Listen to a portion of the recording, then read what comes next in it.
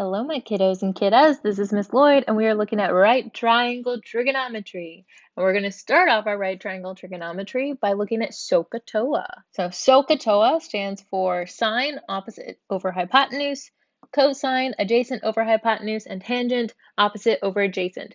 So this is when we have our angle. It could be here or it could be over there of a right triangle, one of the two acute angles, because they're tiny. Less than 90 degrees, so they're just so cute. Don't you know? Sorry, I had to. Anyways, so we're looking first at this one. So if I'm looking at a particular angle, the adjacent side is going to be the side that is touching it. That is not the hypotenuse because the hypotenuse is opposite the right angle. And the opposite side is the side that is not touching our angle. So whenever we're trying to find sine of some angle, we do opposite over the hypotenuse, cosine adjacent over hypotenuse, tangent opposite over adjacent. And then we also have the reciprocals of each of these tangent functions. So cosecant, CSC, is hypotenuse over opposite, so it's the reciprocal of sine. So reciprocal, not inverse, it is the reciprocal. Those are two completely different things. The reciprocal of cosine is secant, so it flips to hypotenuse over adjacent, and the reciprocal of tangent is cotangent. That's the easiest one to remember there.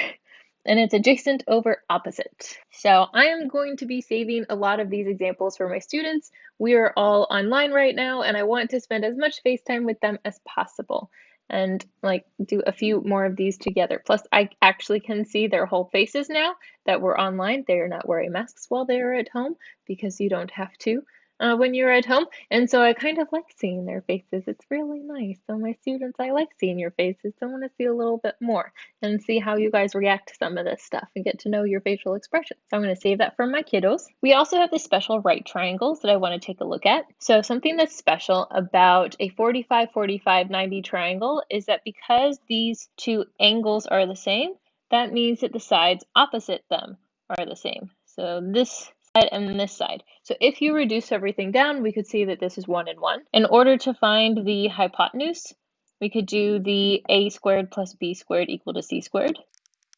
We know a and b are both 1. So then my hypotenuse is going to be the square root of 2. So anytime you have a 45, 45, 90 triangle, your legs are going to be 1 and your hypotenuse is going to be square root 2 whenever we reduce everything down. Another special right triangle that we have is the 30, 60, 90 triangle. So the 30, 60, 90 triangle, we have our 30 degree, whatever's opposite your 30 degree sine is going to be 1. What is opposite your 60 degree is going to be square root 3, and opposite your right angle or your hypotenuse is going to be 2. So then here we can find the sine, cosine, and tangent of each of these angles by doing the opposite over hypotenuse, adjacent over hypotenuse, opposite over adjacent. So for the 30 degree, and I'm going to do the 30 degree with everyone, and then I'm going to do the other two with my students. So if I'm looking at the 30 degree, I've labeled kind of by color the opposite, hypotenuse, and the adjacent. So the side that is opposite my 30 degree is 1, and my hypotenuse is going to be 2. So then the sine of 30 degrees, or pi over 6, those two are the same thing, is going to be 1/2. When I'm doing the cosine of 30 degrees, which again is the same as pi over 6, we are looking at the adjacent side, which is the square root 3, over our hypotenuse, which is 2. So the cosine of the cosine of 30 degrees, or pi over 6, is square root 3 over 2. We then have our tangent of 30 degrees. So we're looking at the opposite over the adjacent. So the opposite is the 1, so the side opposite my 30 degrees. And then my adjacent is square root 3. But that's not rational. We can't have square roots on the bottom, so I do have to rationalize this just a bit. So I'd multiply top and bottom by square root 3. Leaving me with square root 3 over 3. Ta-da! Again, I'm going to save the 45 and the 60 for my kiddos. We can also use a calculator to evaluate these. The trickiest part about using a calculator for stuff like this is making sure that you are in the appropriate mode. So here for the first one, I have 32.8 degrees. So my calculator has to be in degree mode. For the second one, this is just 1.2 and it doesn't have degrees. So because this doesn't have degrees, we're going to assume that it's in radians. So then our calculator needs to be in radian mode. You can have everything plugged in exactly perfect, but if you're in the wrong mode, you're going to get the wrong answer. So you really need to be careful about what you're doing. And I'm going to plug these in with my students just to make sure that they know how to change the modes in their calculators. Different calculators, it kind of works a little bit differently, so I want to make sure that all my kids are able to do that. So then cofunctions of complementary angles. I personally don't use these a lot, but it can be useful if you're doing different identities. So you're trying to rearrange. Instead of using cosecant, you want to use secant, or maybe instead of sine, you want to use cosine. This is a way to switch that out if you wanted to. So these are all identities, and they're just either something people memorize, or if you're like me, then your teacher kind of puts it on the formula sheet. Same with these next one, we have our reciprocal identities. So remember before I told you guys that cosecant was the reciprocal of sine, so we just flipped the fraction. So you could say sine, oh, I have this in a really weird order. Okay, anyway, so we could say sine is 1 over cosecant, or you could say cosecant is 1 over sine. We have cosine, which is 1 over secant, or we can say secant is 1 over cosine. Same with the tangent and the cotangents. Another one of my favorites is the Pythagorean identities. I really like this one in hot pink. And if you're one of my students, you should definitely ask me why when we're in class. You should ask me why. That one's my favorite right there. No, you should ask me that.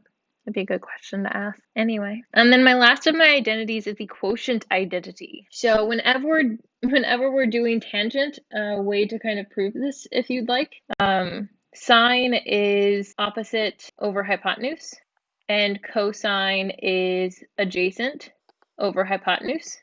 So when I'm dividing by a fraction, that means I could multiply by its reciprocal. And then I have hypotenuse on top and bottom, which would cancel out and just leave me with opposite over adjacent, which is tangent. And so it works the same thing with its reciprocal. We just flip the fraction. So then here, they are saying that our angle is going to be an acute angle. It's going to be so cute. Acute angle that is cosine of that angle is 0.96, so they already plugged stuff into the calculator for us. And they want us to find the values of the following using the trig identities. So I know what cosine is, but they want me to find sine. And so they haven't given me a fraction, so I don't have the adjacent over hypotenuse, so I can't use that situation. But I do have my favorite identity. So if I have cosine and I'm trying to find sine, then that's kind of like having an x and a y. So I want to look through my identities and find something where I have sine and cosine at the same time. So one way that we could do that is using our cofunctions of complementary angles. So I know what the cosine of the angle is. I don't really like to use that one. Again, I kind of like to use my favorite one in this instance, not because it's my favorite one, like that, well, this isn't why it's my favorite. There's another reason why it's my favorite, which again, my students, when we're in class, you have to ask me why it's my favorite. Anyways, so I am going to use my favorite one though, because I have my, what I'm going to call y and my x value. So if I know what the x value is, I can plug that in and solve for y. When it comes to cosine squared theta, I know the squared is in a really weird place. Most of the time we see stuff like x squared or quantity xy squared.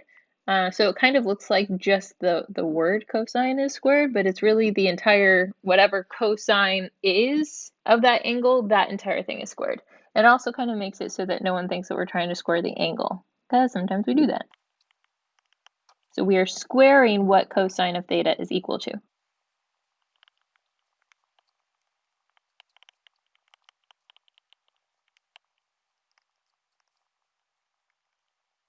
And now that I have the sine squared alone, I can take the square root to get just sine.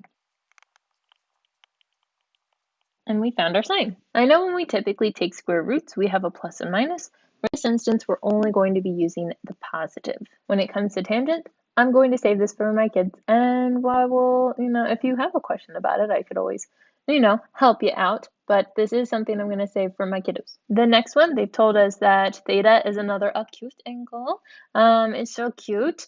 And in our tan theta is equal to 2, and we're going to find the following trig identities. So cotangent of theta, if I have tangent, I know that cotangent is just the inverse of it. Sorry, not the inverse, the reciprocal. So I know cotangent is equal to 1 over tangent. And they've told me what tangent is, so instead of tangent, I can just put my 2. Ta-da! That was easy. There is a section B, but again, I'm going to say for my kids. So using trig identities to transform the left side of the equation into the right side. So we're kind of manipulating one into the other. So I'm going to use this one first. So I'm trying to get tangent to look like, ooh, this should not be, I had a typo earlier, and I guess I forgot to fix it on this one. This should be CSC. This should be cosecant. So I'm trying to turn tangent times cosecant into secant. So typically one of my very first things that I try to do whenever I'm using identities is change everything to sine and cosine. Again, they want me to transform the left side into the right, so I'm not actually going to mess with the secant theta on the right side. I'm just going to manipulate everything on the left. So my tangent theta I know is sine over cosine, and my cosecant is 1 over sine. And then if I multiply these two together, then I would have a sine on both top and bottom, so those would cancel out, leaving me with just 1 over cosine theta. And we know that secant is the reciprocal of cosine, so 1 over cosine would be equal to secant. And I've got them all done. There we go.